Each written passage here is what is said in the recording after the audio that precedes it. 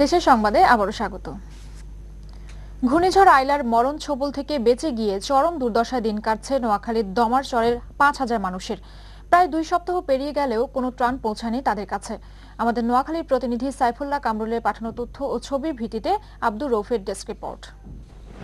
ঘূর্ণিঝড় আইলা আঘাত হানার পর প্রায় ২ সপ্তাহ পেরিয়ে গেলেও সরকারি বেসরকারি ত্রাণ তেমন একটা পায়নি প্রত্যন্ত এই দ্বীপের অভাগা মানুষগুলো।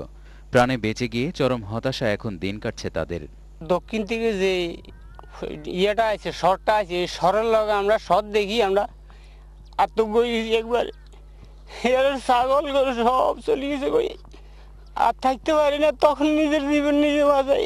আমার কোনো ঠাই নেই এই জায়গাতে থাকবার মতো, ঘর বিড়া লই চলে গেছে। এখন আমরা বাচ্চা লই হুড়া মাটির মধ্যে এমনি তাকাই রয়েছি, না খাই মরে যেতে আসি, বাত নাই হানি নেই, চাল চা আসিল, এখন তো সব বিজি বুই লই গেছে কিছু। খাইবার খাদ্য তো নাই, খাইবার খাদ্য চাইলে যা দুই শেষের আছে, ব্যাগ তো জোয়ার লই গেছে। এখন ১০ থেকে ১২ ফুট জলোচ্ছ্বাসে সবকিছু হারিয়ে এই অঞ্চলের অধিবাসীরা এখন একেবারে নিঃস্ব। খোলা আকাশের নিচে রাত কাটানো আর ক্ষুধা তৃষ্ণায় জর্জরিত হতভাগ্য এই মানুষগুলোর কথা শোনারও যেন কেউ নেই।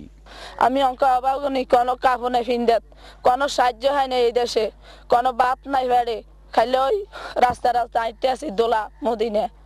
যদি আপনারা কিছু আঙ্গলায় সাহায্য যদি করেন, তা আমরা আল্লাহর কাছে আনগোল্লায় দোয়া করুন। কিছু সাহায্য পাই না আজ পর্যন্ত, আজ আসতে দিন কিছু সাহায্য হবো না। আমি সমগ্র হাতিয়া ভূমি হিন্দের সভাপতি। এখন আজ আসতে দিন কোনো খাবার পাচ্ছে না। ওই দমাসরের বিষয় নিয়ে আমি ওই হাসি সংস্থা এখন যারা কেয়ার আছে এদেরকেও জানাইছি, টেনু সাহেবের জানাইছি। জানাবার পরে এটা হলো বিচ্ছিন্ন একটা দ্বীপ, ওই দ্বীপে যাবার কোনো ব্যবস্থা নাই। জেলা ও স্থানীয় প্রশাসন বলছে বিভিন্ন স্থানে ত্রাণ দিয়েছে তারা, তবে তার কিছুই পৌঁছেনি এই দ্বীপাঞ্চলের অধিবাসীদের কাছে। দেশি বিদেশি কোনো সাহায্য সংস্থার হাতও পৌঁছেনি এদের দরজায়।